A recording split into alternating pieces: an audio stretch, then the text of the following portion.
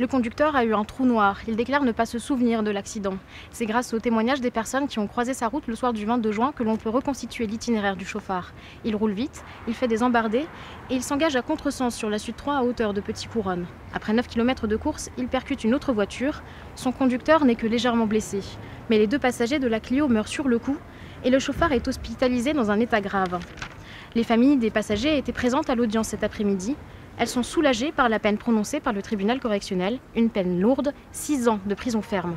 Ça me paraît une condamnation exemplaire dans un délai extrêmement rapide par rapport à l'accident qui remonte à 1 mois. Le tribunal a véritablement entendu la parole des parties civiles.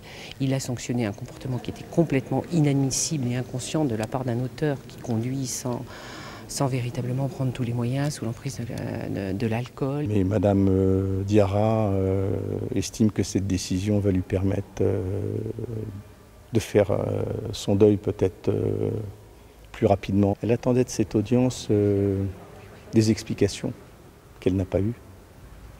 Qu'elle n'a pas eues parce que le prévenu a indiqué qu'il n'avait plus de souvenirs. Le conducteur, un homme de 45 ans, a un passé judiciaire chargé. Il a déjà purgé une peine de 15 ans de prison pour tentative d'assassinat et des violences avec armes.